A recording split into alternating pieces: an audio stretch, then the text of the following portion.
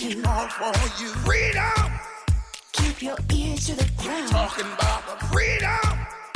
It's the best show in town. Best show in town. Freedom! What is fear? Fear is a frequency that emanates from your heart centre or from your etheric field outwards into the world. There are beings that eat that fear, that their only purpose is to collect fear for the dark entities that lurk beneath this dimension.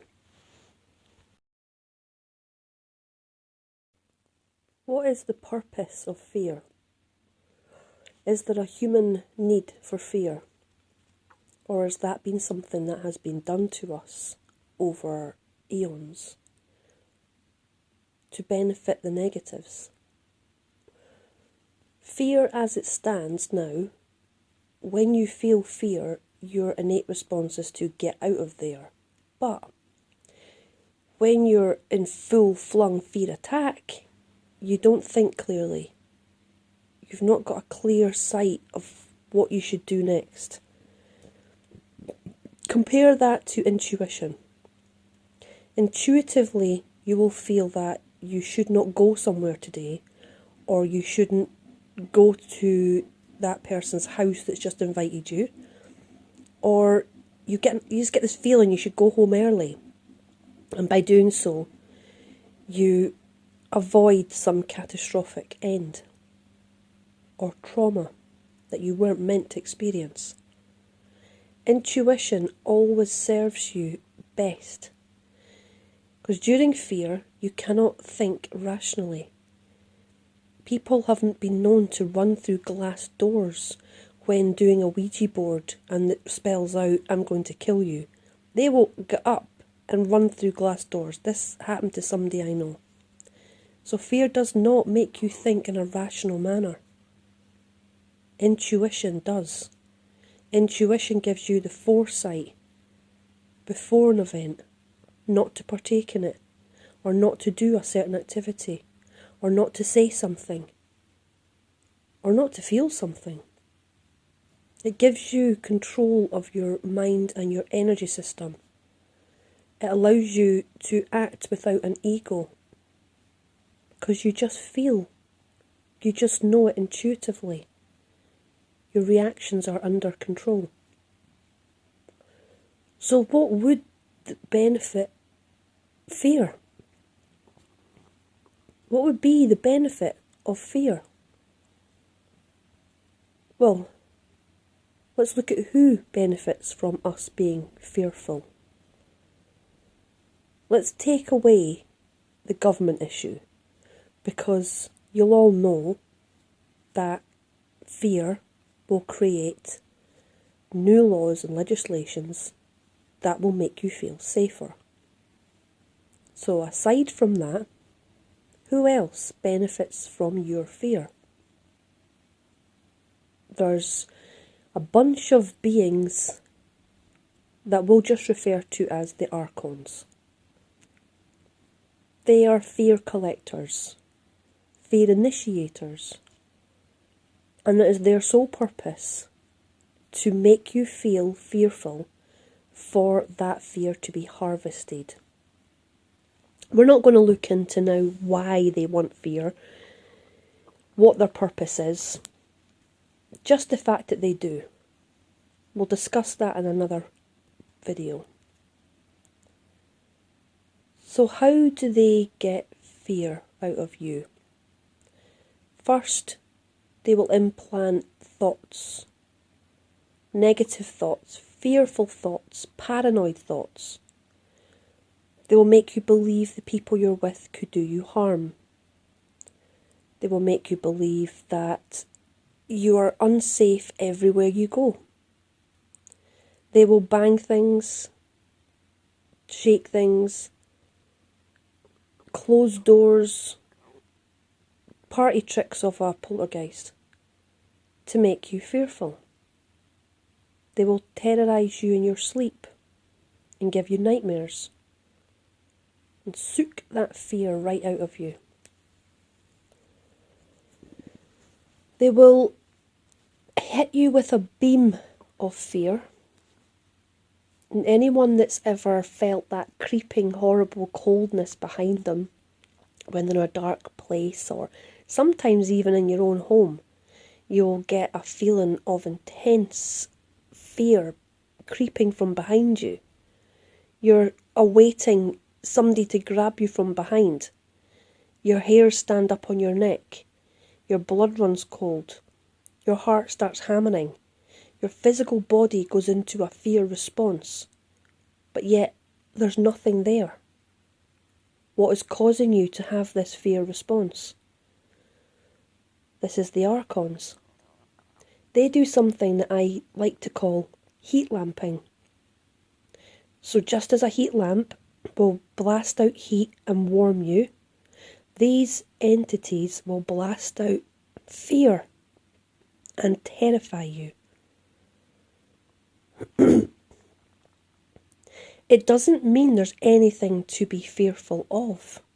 Just the reaction of fear itself is enough for them. You may run screaming, hurt yourself in the process, and lock yourself in your room under your duvet, fearful of the bogeyman that's about to get you. Now, are they going to get you? No. They only want your fear. Well, they're probably hoping that you're going to run through a wall and kill yourself, or fall down the stairs because you're not thinking clearly about what you're doing. You're running in a state of terror. And they'll use all your energy there. They'll soak all that fear out of you in terror. But their main goal is just to scare you. To us, we are but a farm, to be farmed.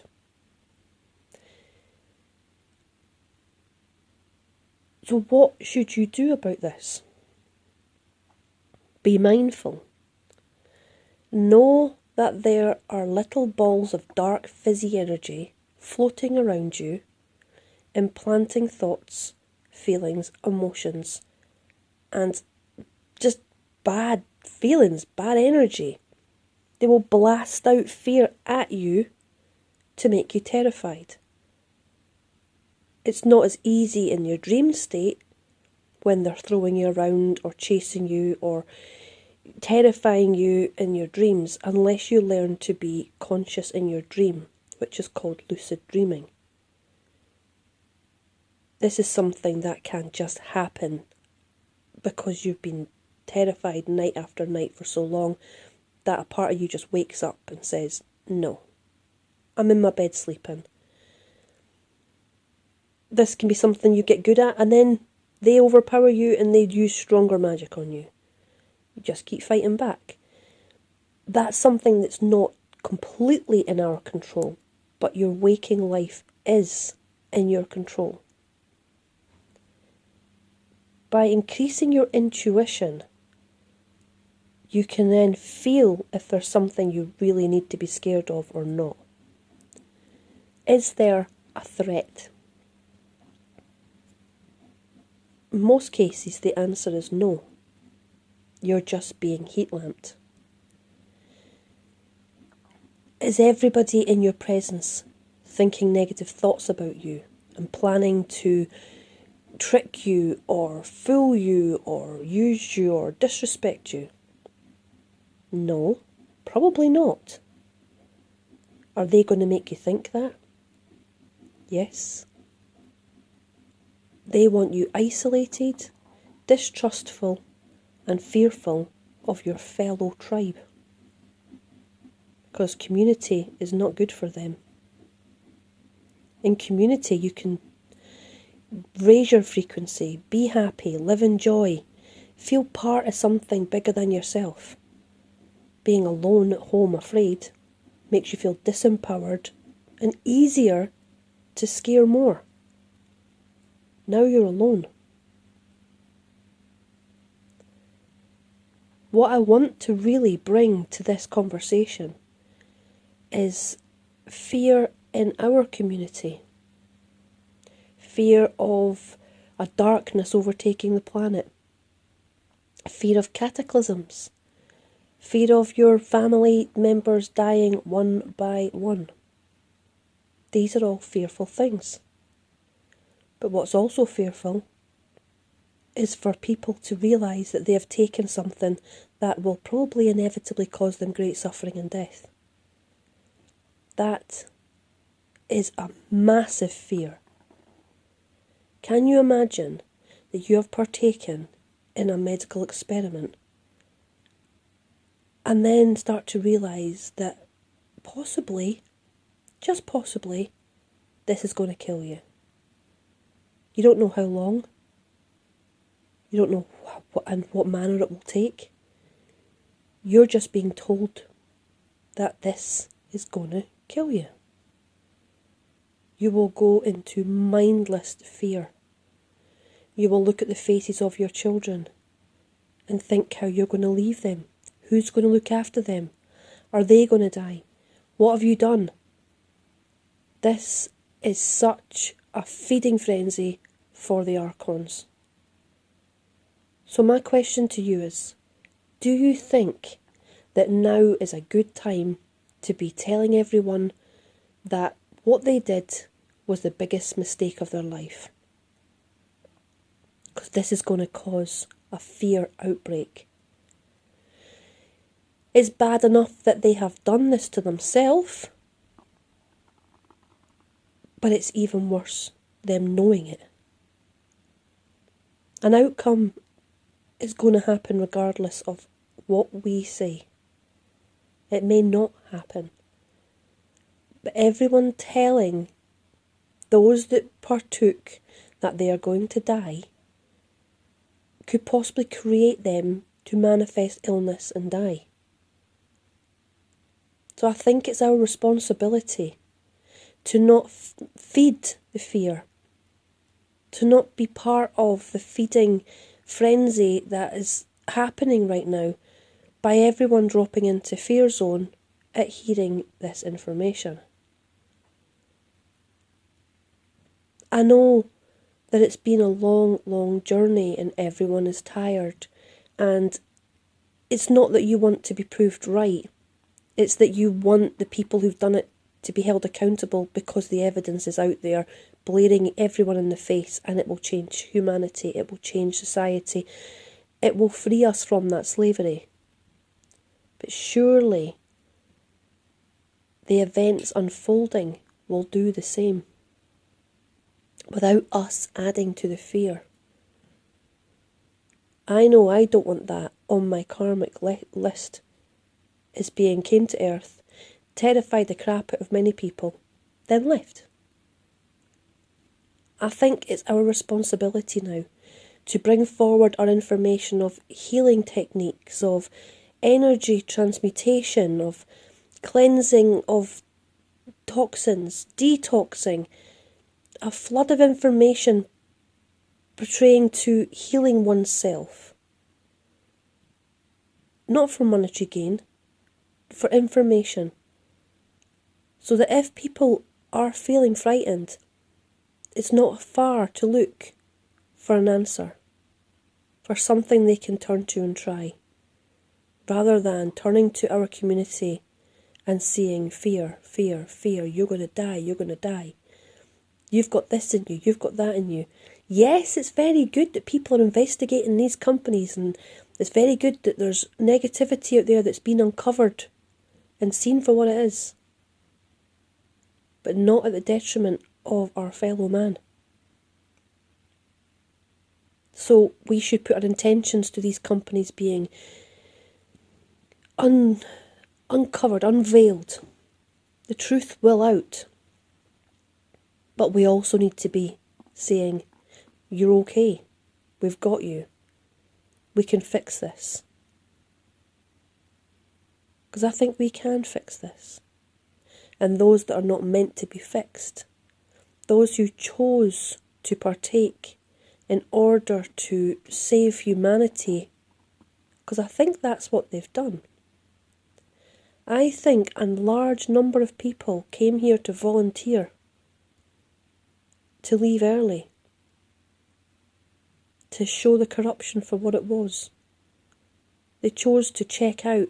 They knew that they were not ready to evolve to the next level.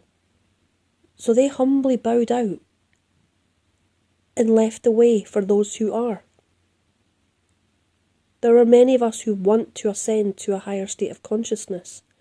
But if you can only ascend to the highest state of the larger community, then those who are holding us back volunteered to leave and let us raise our consciousness and take Earth with us, or Earth take us with them, with her. Earth will carry us higher. But if the collective consciousness is holding us back, then they have been very brave souls to leave. And in the manner in which they're leaving also helps change the future. It will be shown for what it is. So I'd thank those very, very brave souls for their sacrifice. I want to give a shout out here to Rebecca Gwynner. We were speaking the other day and she'd mentioned about the sacrifice that they're making, and they should be thanked for their service once they leave their bodies. And I think that is a beautiful way to look at it. And I think we should all now, before anyone's left, thank them for their service on this earth. Every day, thank everyone on the planet for their service to humanity and to their community. They might not obviously be doing anything that helps humanity on the surface, but they're sharing their joy. They're spreading love and happiness. They're helping humanity in ways that you might not see. So please take a moment to thank everyone around you for their service on this planet. We are a community. We are all in it together. Pull the ranks together. Know that we are all here together on a mission. And give thanks to every one of us, every one of you, everybody part of this. Because it will strengthen our connection to each other. And it will lessen their hold on us. Namaste, my Earth family.